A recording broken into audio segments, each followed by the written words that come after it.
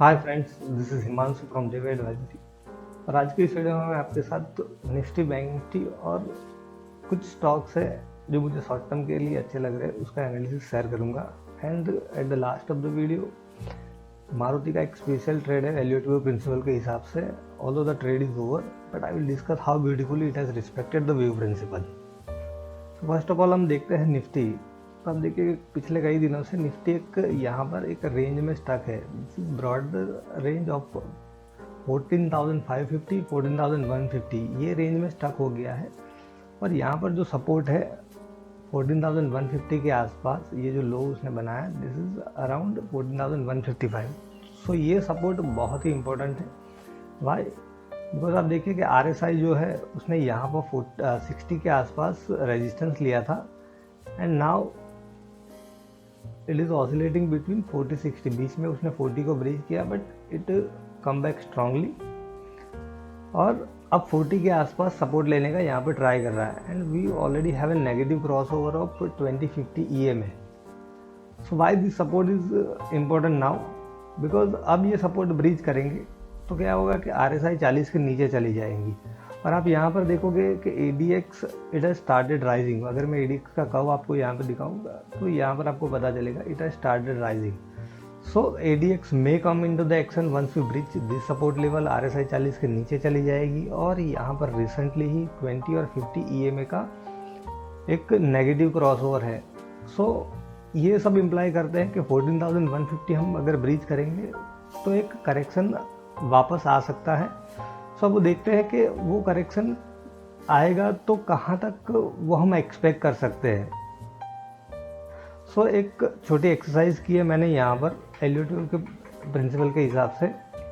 सो आप देख सकते हो यहाँ पर कि ये प्राइस और टाइम वाइज जो करेक्शन आए थे निफ्टी की अप मूव के दौरान वो मैंने मार्क किए हुए हैं।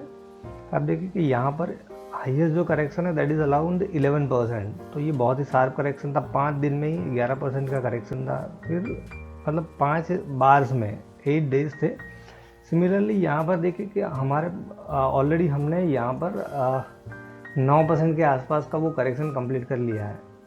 बट टाइम वाइज तो हमने कंप्लीट कर लिया है बट प्राइस वाइज जो है still there is a room. क्योंकि वेव प्रिंसिपल की जो गाइडलाइन है, although this is not a science और कोई ऐसा रूल नहीं है, बट जो गाइडलाइन है उसके हिसाब से क्या है कि वेव 5 कंप्लीट होने के बाद जो करेक्शन आता है वो प्राइस और टाइम वाइज बड़ा होता है जो प्रीवियस करेक्शन आए होते हैं 2 और 4 में। तो हम वेव 2 का करेक्शन देखें तो 19 डेज या तो 12 बार्स था और यहाँ पर वेव 4 का करेक्शन 19 बार्स और 25 डेज था और ये 11% के आसपास था। This was around 8.5%। तो टाइम वाइज जो है वो करेक्शन हमने कंप्लीट कर लिया है but price wise still there is a room. हम एज्यूम करें कि 11% के आसपास जाता है करेक्शन तो क्या है कि 2 या 3% का करेक्शन यहाँ से हम देख सकते हैं वापस। दैट मीन्स के 14,155 हमने ब्रीच किया तो 2 या 3% का करेक्शन आ सकता है। और वो जो है अब आप देखिए कि कहाँ पर टर्मिनेट होगा।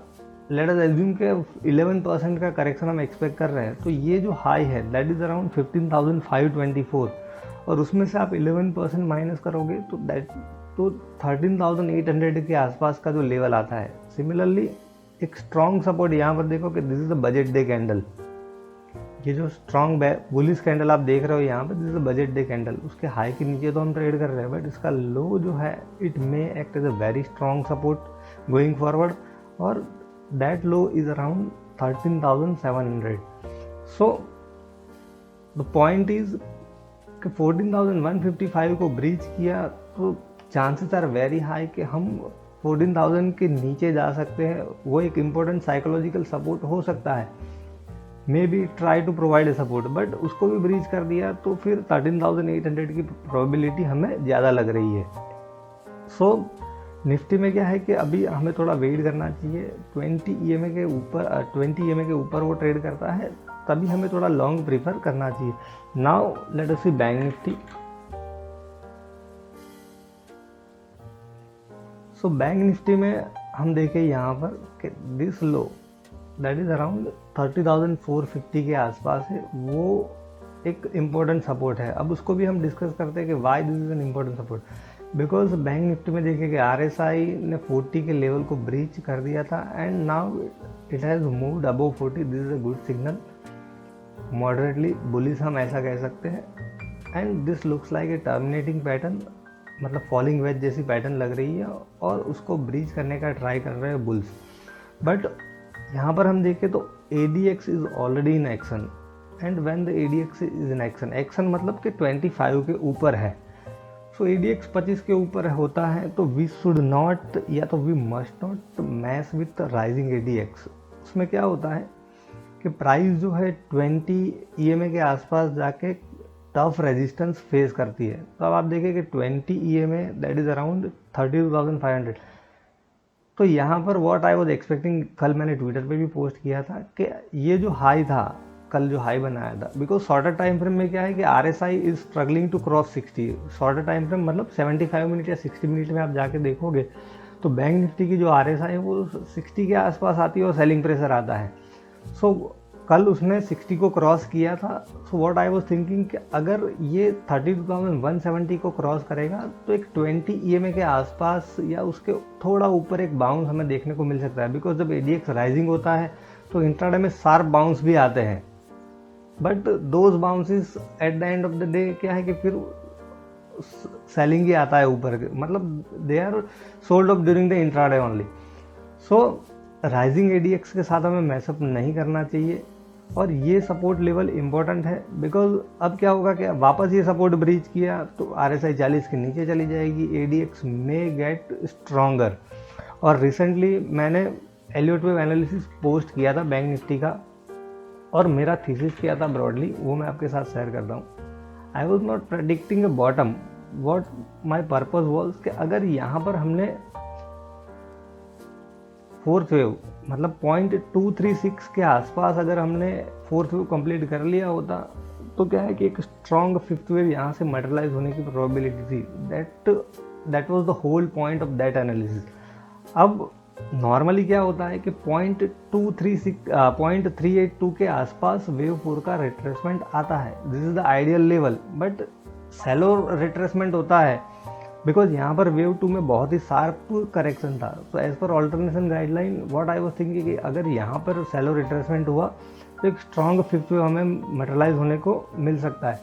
बट उसके बाद क्या है कि थोड़ा बहुत बाउंस हुआ। मैंने 29 मार्च या 26 मार्च के आसपास वो एनालिसिस पोस्ट की थी, वहाँ से 800,000 पॉइंट का बाउंस भी आया था। बट स्टिल अब क्या है कि हम 0.382 के आसपास आ गए, उसके बाद भी थोड़ा करेक्शन आया। And now what I am thinking कि 0.238 का जो लेवल है, अगर 30,450 को हमने ब्रीच किया, जो लेवल हमने देखा था दिस लेवल 30,450, तो फिर क्या है कि 29,800 के आसपास का एक स्ट्रॉन्ग सपोर्ट है। क्यों स्ट्रॉन्ग सपोर्ट है? बिकॉज यहाँ पर मैंने इंटरनल वेव काउंट लेवल नहीं किया, बट हम देखें तो दिस 1 2 3 4 5 ऐसा करके वेव 3 है वो हमने कंप्लीट किया है। येलो से मार्क करता हूँ सो एबल टू सी। सो जो फोर्थ वेव का करेक्शन है वो क्या है कि प्रीवियस फोर्थ वेव की टेरिटरी में टर्मिनेट हो सकता है as per the guidelines of Elliott wave principle. So यहाँ पर एक क्लस्टर बन रहा है। This is not I am saying कि यहाँ पर ही टर्मिनेट हो जाएगा, but I am assessing the probability कि अगर 450 को ब्रीच किया 30,450, सो 29,800 के आसपास 29,800 29,500 के आसपास एक क्लस्टर बन रहा है सपोर्ट का। सो उसके आसपास हम बाय प्रीफर कर सकते हैं, क्योंकि यहाँ पर एक टेक्निकल बाउंस हमें देखने को मिल सकता है। और ये 29,800 का लेवल इम्पोर्टेंट क्यों है वो मैं आपको बताऊं। तो हम इसको वीकली करेंगे तो आप देखिए कि 50 वीक की जो exponential moving average that is also around 29,500 के आसपास। बिकॉज बैंक निफ्टी में क्या है कि 20 वीक की मूविंग एवरेज तो उसने ब्रीच कर दी है। So going forward it might find support around 50 week exponential moving average, this is the point. So 29,800 का जो सपोर्ट है वो एक स्ट्रॉन्ग सपोर्ट बन सकता है अगर हमने यहाँ पर ब्रीच किया, सो 30,450 को ब्रीच करते हैं तो I would prefer selling. But अगर यहाँ से ही स्ट्रेंथ दिखाना स्टार्ट कर दिया, so at least it should give consecutive closes about 20 EMA for further strength. तब हम मान सकते हैं कि यस, अब ये करेक्शन यहाँ पे टर्मिनेट हो गया है, now we may go for a fifth wave. So development कैसे होते हैं उस पर बहुत सारी चीज़ें डिपेंडेंट रहती है।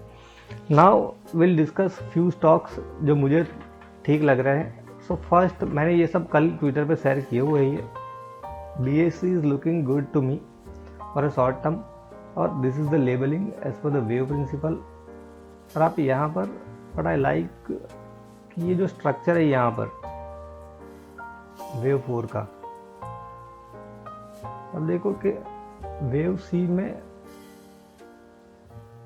100% के आसपास का ऑलरेडी करेक्शन आ गया है। दैट मीन्स कि wave C is already extended more than 100%। So ये करेक्शन यहाँ पे टर्मिनेट हो गया होगा, ऐसा मेरा मानना है।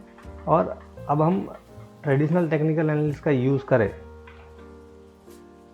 अब देखिए कि BSE में 200 SMA के आसपास से सपोर्ट लेके वो वापस गया है। नाउ देयर इज 20 और 50 EMA का पॉजिटिव क्रॉसओवर है। सो वीकनेस में अगर आपको ये 20 EMA के आसपास ये स्टॉक बाय करने को मिलता है, दैट इज़ अराउंड 584, और अभी 598 के आसपास क्लोजिंग है शायद, yes.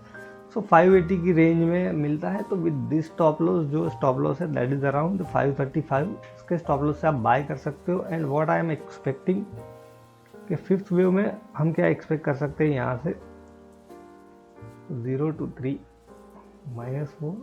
So what I am expecting, very conservative target is around 680, but अगर फिफ्थ वेव मटेरियलाइज हुआ अच्छे से तो 725 770 ये लेवल्स भी देखने को मिल सकते हैं। तो रिस्क रिवॉर्ड रेशियो अगर आपका मतलब मैच होता है, आपके मतलब जो बोलते हैं कि पर्सनालिटी में सेट होता है ये ट्रेड, तो आप ये स्टॉक प्रीफर कर सकते हो। The other stock that I am liking is rosary biotech. ये ट्रेड भी मैंने कल शेयर किया है। तो आप देखिए कि इसका टेक्निकल स्ट्रक्चर मुझे ठीक लग रहा है। पहले क्या था कि एक स्ट्रॉन्ग मूव के बाद जब ADX स्लो डाउन हुआ, we got a retracement, it found support around 20 EMA और फिर एक नया हाई बनाया। Now again ADX has slowed down, price has retraced और 50 EMA और वहाँ पे सपोर्ट लेके इट इज़ नाउ बाउंसिंग। और RSI जो है उसने 60 को क्रॉस किया डेली RSI ने। और आप देखिए कि यहाँ पर रिट्रेसमेंट जब आया तो volumes were shrinking, that means कि this move was not supported with volumes. और अब जो बढ़ रहा है सो वॉल्यूम्स एक्सपांड हो रहे हैं और RSI 60 के ऊपर है। ADX नाउ क्या है कि ये ट्रॉ का कंसेप्ट आप देख, मतलब आपको बताइए, वो मैंने डिस्कस किया है वीडियो में अलग से। सो यहाँ से ADX अगेन स्टार्ट राइजिंग, तो ये जो हाई है उसको ब्रीच कर सकता है। तो अगेन अगर मार्केट थोड़ा करेक्ट होता है तो आप try to buy as close as to the 20 EMA के आसपास, उसके आसपास बाय करोगे with this stop loss. 50 EMA का आपको स्टॉप लॉस रखना है। And what I am expecting around this level के जो नया हाई है वो बना सकता है। देन एक stock Ipca lab, this looks good to मी।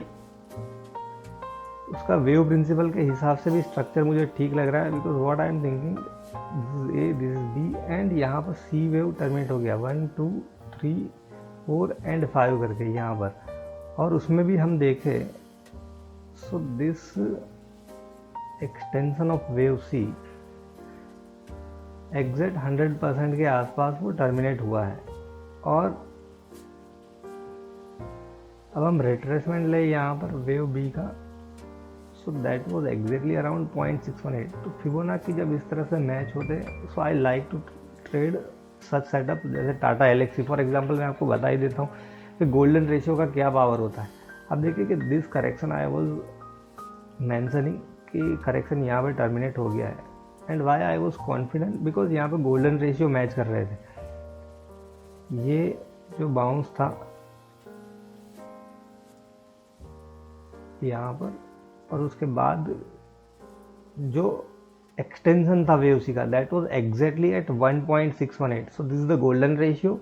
और रिट्रेसमेंट था वेव बी में, that was exactly at 0.618.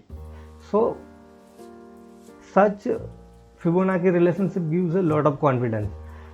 Wave B का retracement 0.618 that is golden ratio, wave C का extension 1.618 that is golden ratio, और Tata Elxsi was covered in my premium analysis. मैंने आप सबको बताया भी था, टेलीग्राम चैनल पे भी आप देखिए कि 2700 के आसपास मैंने कवर किया था, एंड अब देखिए कि 3300 के आसपास। सो एक अच्छा मूव दिया है उसने। सो अब इफ्का लैब में भी वही है कि जैसे मैंने बताया कि ये रिट्रेसमेंट 0.618 के आसपास है, एंड नाउ 100% एक्सटेंशन आ गया है। एंड आप देखिए कि ट्रेडिशनल टेक्निकल एनालिसिस के हिसाब से हम अब थोड़ा एनालाइज करें चीज़ों को, तो 200 SMA को रिसेंटली गेन किया है with huge volumes are expanding, ADX is now मतलब राइजिंग, और अब क्या है कि plus DMI is above -0, that means के upside momentum is strong. RSI आप देखो कि 60 के आसपास सपोर्ट लेने का ट्राई कर रही है। Now we have got an inside bar here, so this is a magical inside bar, and you have ADX about 30, and जब इनसाइड बार फॉर्म होता है 20 MA के आसपास, सो यहाँ पर आप देखें कि ये एक रेंज है, this is a very strong support area around here. So what I am planning for a short term swing, अगर ये हाई को उसने ब्रीच किया, इनसाइड बार का जो हाई है, I will buy. My stop loss would be the low of the inside bar, या तो यहाँ पे एक छोटा स्टॉप लॉस ही आ रहा है 2082, यहाँ पर हम देखें 2085, और ये जो लो है 2100 के आसपास 2090। सो 2080 का हम स्टॉप लॉस लगा सकते हैं, एंड 2133 के आसपास, and what I am expecting ये जो लेवल है वहाँ तक जा सकता है अगर ट्रेड आपके रिस्क रिवॉर्ड में आपकी पर्सनालिटी के हिसाब से सेट हो रहा है। So you can look at this trade also. Now we will discuss Maruti में आप देखिए कि ऑलरेडी मैंने एक यूट्यूब पर वीडियो पोस्ट किया था मारुति का, दिस वीडियो काफ़ी टाइम हो गया। उस टाइम मारुति क्या था कि it was moving out of a corrective pattern. यहाँ पर थोड़ा आपको this was the traditional technical analysis and 3 wide soldier pattern. ये वीडियो की लिंक मैं डिस्क्रिप्शन बॉक्स में पोस्ट करूँगा, तो आप देखोगे तो आपको पता चलेगा। And now recently it was covered in my premium analysis.